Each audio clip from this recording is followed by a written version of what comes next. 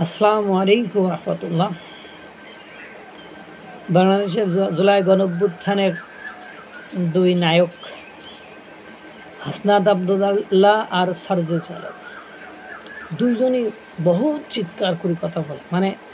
তারা আমরা যেমন স্বাভাবিকভাবে ধীরে সুস্থে আস্তে কথা বলতে পারি, ওই রকম ধীরে সুস্থে আস্তে কথা বলে না। তারা খুব লাউডলি খুব উচ্চস্বরে কথা বলে মানুষের ভেতরে উত্তেজনা সৃষ্টি করার চেষ্টা করে। ইনফরমেটিভ না হয়ে ডিস্ট্রাকটিভ ধ্বংসাত্মক হওয়ার চিন্তাভাবনা করে সবসময়। এবং এদের চরিত্রের একটা বড় দিক হলো এরা প্রয়োজনে কখন কার দিকে গান গায় সেটা বোঝা বড় দুষ্কর। সারজিস আলমের ইতিহাস তো আপনারা জানেন, সে ছিল কি, হয়েছে কি, আর ভবিষ্যতে হবে কি। আমি নিশ্চিত যে সে ভবিষ্যতে বিএনপির পক্ষ থেকে হয়তোবা নির্বাচন করবে, কারণ সে ইদানিং বিএনপির নিয়ে ব্যাপক প্রশংসায় মেতেছে এবং এনসিপির কোনো কর্মসূচিতে তার সরা উপস্থিতি লক্ষ্য করা যায় না। এবং মাঝে বগুড়ার একটা কর্মসূচিতে অংশগ্রহণ করেছিলেন, তার সামনেই কয়েক দফা হাতাহাতি মারামারি হয়েছে তার নেতাকর্মীদের ভেতরে।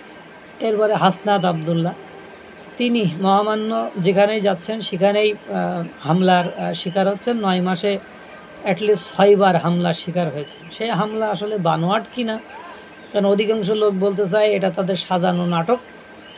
তারা বানিয়ে ইচ্ছা করে সাজিয়ে এই খেলায় মেতেছে। অর্থাৎ দেখেন আপনার গাজীপুরে হামলার শিকারের পরে কীভাবে নির্বিচারে কোনো বাদ বিচার ছাড়াই গণহারে আওয়ামী লীগ ছাত্রলীগের নেতাকর্মীদেরকে গ্রেপ্তার করা হয়েছে। যদিও সেই একই গাজীপুরে মাওলানা রইসুদ্দিন হত্যা মামলার সরাসরি টিভি ফুটেজ আছে, ভিডিও ফুটেজ আছে, তাদেরকে কোনো অ্যাকশান না হয় না। সেই বাংলাদেশে আছি আমরা, কোনো ব্যাপার। এখন এই হাসনাত আবদুল্লাহ এক এক সময় এক এক রকম ডাক দেয়। সে বা তার দলে হাসনাত আবদুল্লাহর হামলার পরে বাংলাদেশের বিভিন্ন স্থানে ছোটোখাটো এনসিপিরা বিক্ষোভ মিছিল করেছে। সেই বিক্ষোভ মিছিলে যারা বক্তা ছিল তারা বলছে আমাদেরই তো নিরাপত্তা নেই। অর্থাৎ হাসনাত আবদুল্লাহ যখন নিরাপত্তা তারা দেখছে না, তখন তারা বলছে আমাদেরই তো নিরাপত্তা নেই, তাহলে জনগণের নিরাপত্তা থাকবে কিভাবে?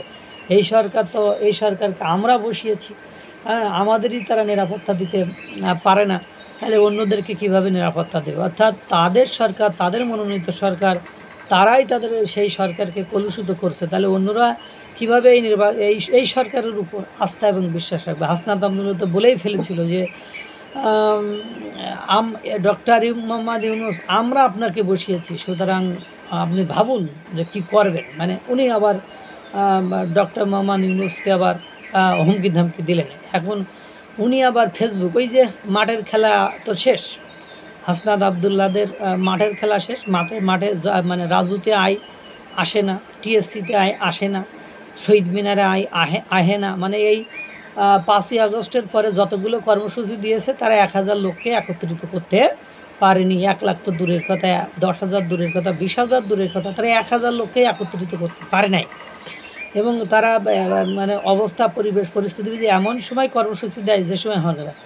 এখন হাসনাত আবদুল্লাহ ভারত পাকিস্তানের ইস্যুকে কেন্দ্র করে সার্বভৌমত্বের ডাক দিয়েছে, কিন্তু তোমরা বাবা যে পক্ষ নিয়ে সার্বভৌমত্বের ডাক দিবা সেটা বিপজ্জনক হয়ে দাঁড়াবে, এটা নিশ্চিত আমি। কারণ হলো তোমাদের মাথা থেকে 5ই আগস্টের আগ পর্যন্ত, 5ই আগস্ট পর্যন্ত ঠিক ছিল, এরপর থেকে আমি ভালো কিছু আমি দেখি না। কারণ ব্যক্তিগত মুনাফা, ব্যক্তিগতভাবে ফুলে ফেপে কলা গাছ হওয়া, তাল গাছ হওয়া, এর বাইরে আমি কোনো কিছু দেখি নাই। সুতরাং এসব ডাকে জনগণ আর সাড়া দিচ্ছে না, সেটা মাঠের খেলায় বোঝা গিয়েছে। এখন এই মিডিয়ার খেলায় তো প্রশ্নই ওঠে না। আল্লাহ তাআলা ওই যে ফেসবুক আর লাল করবে বলে আমার মনে হয় না আপনাদের ডাকে, কারণ আপনারা সেই জায়গাটা ধরে রাখতে পারেন না। আল্লাহ তাআলা সকলকে ভালো রাখুক, সুস্থ রাখুক। আসসালামু আলাইকুম ওয়া রাহমাতুল্লাহ।